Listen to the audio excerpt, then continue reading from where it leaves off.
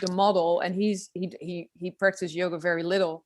So he's not like an advanced practitioner, but then you learn, like just seeing him. And I wanted to have someone there who isn't like the perfect, yogi, because I think sometimes people also, some of my students sometimes said that, like, my God, I feel so bad after class because I don't look like that. And it's like, no, it's not about the model. It's not about them. It's about your own practice. Don't just listen, and don't even bother, don't even worry, because I think there is that, what you're saying, like there is this sort of, yoga is for so many different bodies, What it is for everyone. And I know we all know that, and teachers know that, and studios know that, but I don't think the message is getting out there enough. And it's not, everyone goes, oh, yoga's for everybody. Meanwhile, they've got a picture of somebody in an advanced pose up on the wall. They're putting it onto their Instagram, and the sequences might, for example, not all of them be suitable for a brand new person who's really unfit and has a bad back and a big belly or whatever. So you got to, I think the messaging still has to change. Yoga's for everyone. Well, then why have you got, I don't know, those pictures, that imagery, that sort of feeling in your studio that it's an elite? Moving is not an elite thing. Moving is just what we're born to do, I used to feel really uncomfortable going into those white Zen yoga studios, even when I've been practicing for 15 years. I felt intimidated that I couldn't be myself, that you had to stop laughing. One well-known studio I went to, me and my friend were giggling. As soon as we walked into the front door, oh no, we have to now be really serious and walk in a special way because there's candles and Buddhas. I thought, if I feel like this, and I've got a spiritual practice, I meditate, I know all about incense and all of the pujas and all of that. I'm comfortable in the chanting, I'm comfortable with all of that, but I would feel uncomfortable going into those studios. So let alone what the person feels who comes up the street and doesn't have that experience. They feel so uncomfortable, or they just go, oh, I'm going to have to buy into this, and then they kind of just buy into it. But that's not real and juicy and humorous and loving, in my opinion. Exactly. So I just wanted to be a little bit stronger about how we welcomed. It's not, it's about welcoming people to let go, have a lovely, just to feel relaxed. If you don't go to a yoga class and feel relaxed in the reception, then then how are you going to feel relaxed? You don't feel relaxed in the reception. That's very true. So after your kind of nervous breakdowns and hospital visits and all that kind of stuff, well, the hospital was clear that you succeeded. It wasn't a nervous breakdown. It was like I'm a Vata in the Ayurvedic, very, very, very Vata. And I got so stressed out and worried that I got really bad tinnitus, and I literally couldn't speak. My tinnitus was so bad I couldn't even. Oh my God, Michele, hear or couldn't hear anything. So obviously I cured that with Ayurveda in the end. But nice. After all that, I did it. I opened. Yes. I took Bikram off and put the new thing on. Wow. And we started with 3 classes because that's all I could manage in the time frame, while the other ones were being. It takes about 2 years to develop a new, even when you have the foundation and you know what you're doing, the trialing of the timing and to write all the injury modifications for the teachers and train all the teachers in modifying every single posture, every different kind of thing that there is. That does take about 2 years. So we've just gradually added the rest of them. Wow. And did people, if you look back, like, were people receptive to it? Were they like, oh yeah, okay, I love the change, I'm still here? Yeah, absolutely. By that time I was ready for destruction and disaster. And we had no money. I was in debt now. we couldn't even afford one studio to change the signage at the last minute, so it opened with no sign.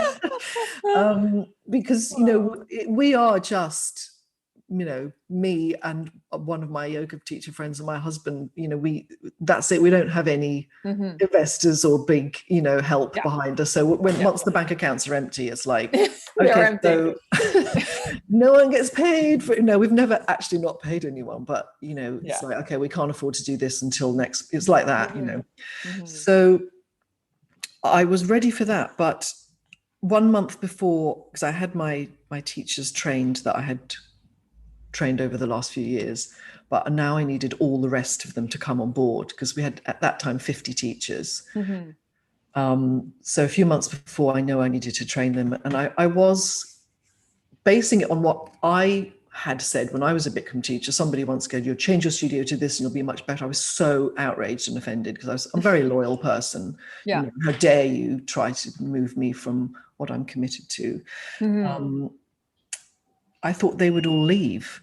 Yeah. But only 2 people, you know, for very good reasons, and it's fine, you know, wanted to continue with what they were doing. And all the rest of them, I guess because I had been with Bikram at the beginning, and like we'd had a good working relationship for, you know, good 15 years before I felt things had gone awry.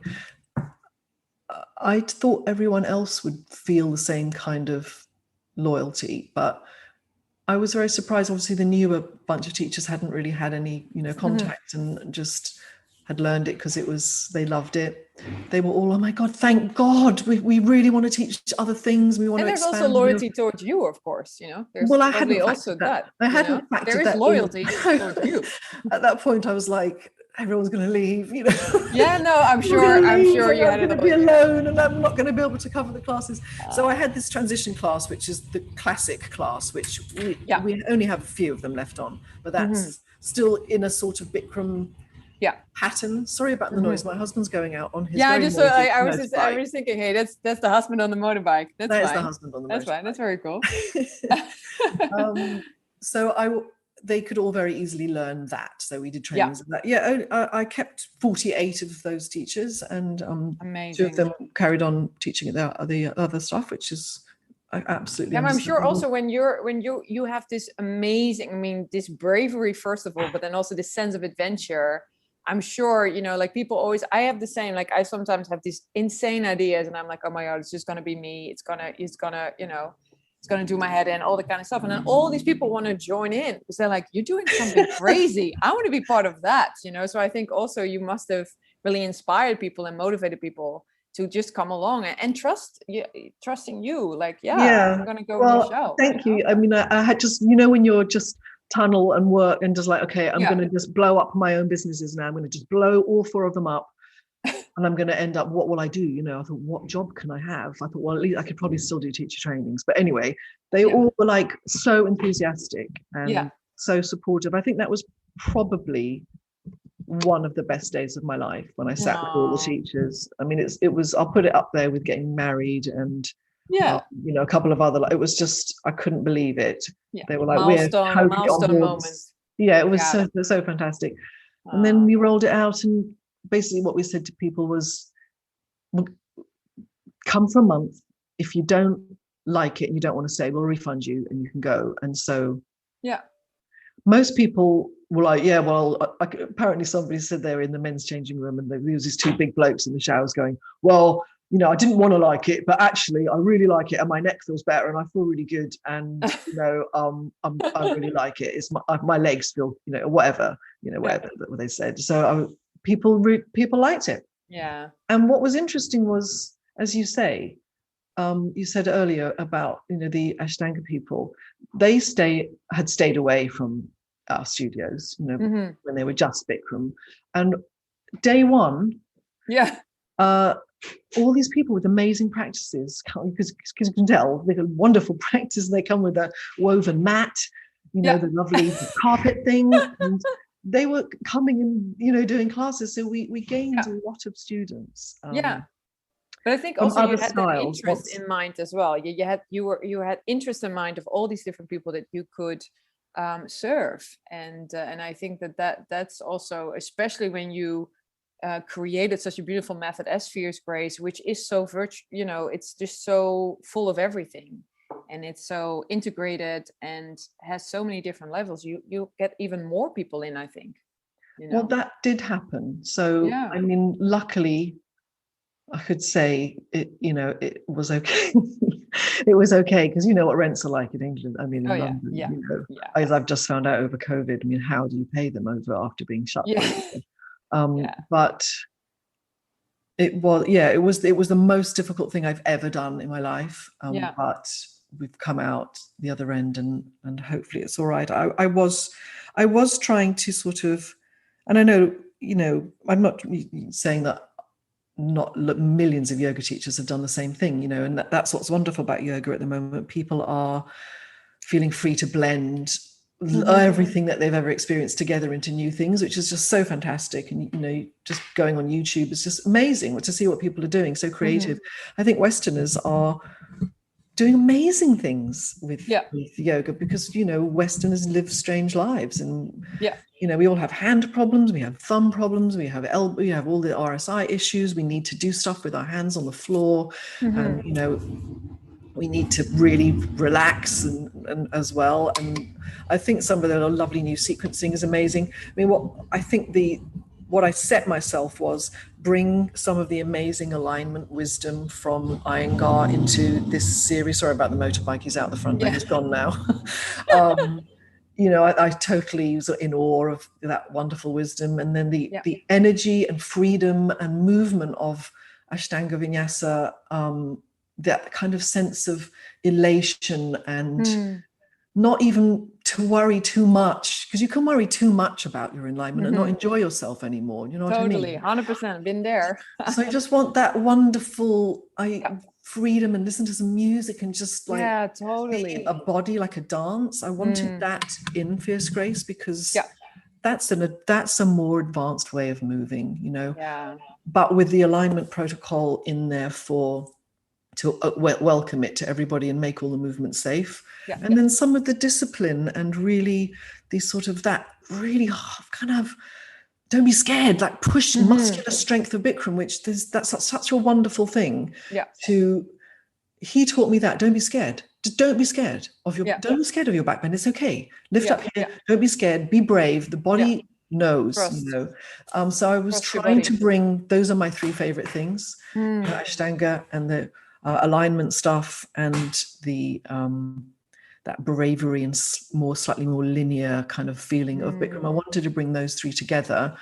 And then, I mean, I just couldn't bring myself to do the vinyasa, because I just felt that wasn't okay for a newcomer. So we've slowed down the Hatha yoga sun salutation so that people can learn how to do that transition from up dog to down dog, which is where some people hurt themselves if they're not strong enough. Again, no criticism, because we all love it. But could your dad do a vinyasa? Probably not. So I was just trying to blend all of that. No, I think it's really, really wonderful, also what you're saying, because for me it was the same, because I'm trained in Jivamukti, and Jivamukti, my teachers were also Ashtangis, of course, and it's very, like, we really are trained hardcore style as well, and very much, like Jivamukti, that's all there is. Well, it's amazing. I love it. Yeah, I mean, I love it. I also love it, but I really felt like for the last, especially in the Corona time, for the last few years or something, like opening up to other teachers. I mean, I also take Iyengar classes, and I take your classes, and Stuart Gilchrist, who's a very important teacher to me. I mean, he is a Jivamukti teacher, but he really also is just a strong Vinyasa teacher, and I mean, I go to him mainly because he's such an amazing activist, and I just love listening to him. That's so great when you rambling on about life. It's amazing. It takes your mind. But it takes your mind great. Off the self. I think, but he is a wonderful asana teacher as well. So I feel that, and I've learned so much. I've learned in an incredible amount, and I think Fierce Grace was a very important, kind of, I was like, oh, wow, what's this? And I love it, because I love that there's also, we're going to do like core exercises now and app work, and, which, I love it. I was worried about that, because I thought, well, actually I wasn't. I thought, well, obviously traditionalists are going to criticize me for putting those in there. And then I thought, good. I'm not traditional. Exactly. I don't want to be hemmed in by rules.